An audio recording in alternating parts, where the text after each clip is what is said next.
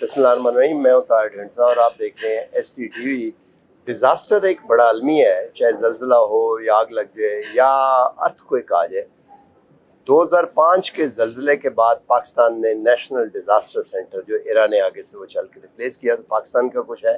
आज हमारे साथ मौजूद हैं नेपाल के national disaster risk reduction management के chief executive mister Anil Pokharel. Mr. Anil, very warm welcome. Just tell us something about how it could, because ultimately when there is too little or too much water, it is going to cause disaster. How should Pakistan prepare for it? So Pakistan and Nepal shares the same Hindu Kush Himalaya region. Our landscapes are similar, our monsoon patterns are pretty much similar.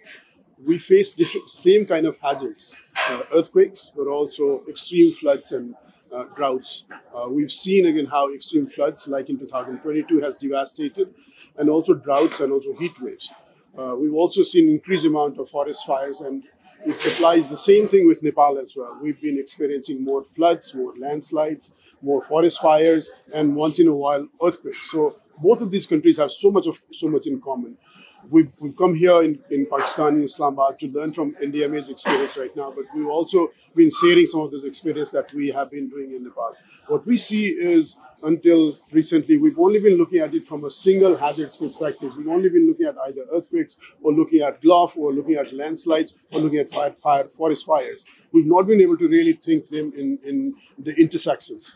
Say, for instance, the glacial lakes that are growing bigger and bigger. We've already seen some of those gulf events. The lakes are getting weaker, and the moraine dams are also getting weaker.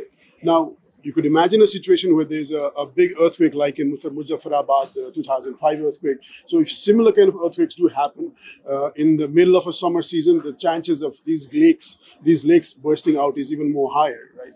So similarly, if there's an earthquake in the middle of a monsoon, the damage to the infrastructures and lives and property is going to be much higher. Our lakes are also getting bigger because of the faster glacial melt. Natural lakes. These natural lakes. This is also worsened by the soot that comes out from the forest fires. If there's forest in the mountain areas, the soot actually goes and lands on these white glaciers. It then again absorbs like your black surface, right? Yeah. Your black surface. So it accelerates the melting, and the glaciers are also melting. The permafrost is melting faster. So what we need to start looking at is the intersection of these hazards and how these disasters are getting more complex and complicated. It also cascades into more larger devastations downstream. And so these are the kind of things that we would actually start learning from each other. Actually, the thing is that this region is suffering the most, but the reason for what is happening is it's beyond their control. It is because of the international fossil fuels and hydrocarbons, and how the international currencies are pegged to the fossil fuel. COP happens, but they don't want to reduce this too quickly. So do you think there's a plan that can put in as a glove to, or put in as a surface or intersection, so we can have some sort of a risk reduction strategy, because we cannot control that? So again, this debate has existed for quite some number of decades by now. What we need to do is countries like Nepal, Pakistan, and similar countries that face such hazards should come together as one singular voice to negotiate more effectively in such kind of conference of parties. The upcoming one in Azerbaijan is Baku, is happening in November. This is where countries like Nepal and Pakistan should work together in terms of, again, narrating this kind of devastations that we're going through, just because of the same reason that you explained earlier, that this is the emissions that has been historically emitted, these carbon emissions that has led to the melting of these glaciers, led to the droughts, led to the forest fires. And this is where international financing architecture has to be designed in such a way that it's effective, so that countries like ourselves could directly draw on those financial resources. They need to be substantial, they need to be quick, they need to really lower the risk while also helping us reconstruct and do the recovery after such disaster events. Just last question, and that is on the tangent. I was just thinking, Pakistan is building a very huge dam in the mountains up, which is very close to the fault line. Do you think there should be some special design features for the structures which are upcoming, which are, because obviously knowledge base is traditional, the concrete strength of concrete and the steel, whatever. But there should be some special designs for that.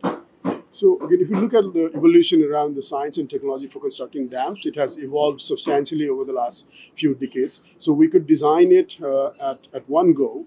But again, what we should not forget is, in addition to a one-time investment on risk assessment and design, we also need to invest on a longer-term observation, monitoring, and network. We also need to design a disaster component of it. If it fails, when it fails, what can we do in terms of that? We also need to have systems to do early warning systems. We also need to have insurance for these dams to be in place.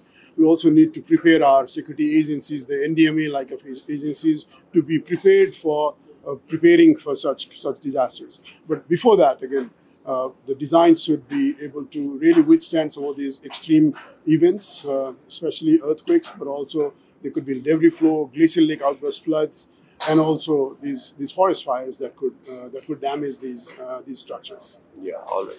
Thank you very much. Obviously, these are very valuable comments and assessment coming from an expert who knows all that. But bursting a dam, which is a 7 million acre feet, would be, I think, unimaginable for anything.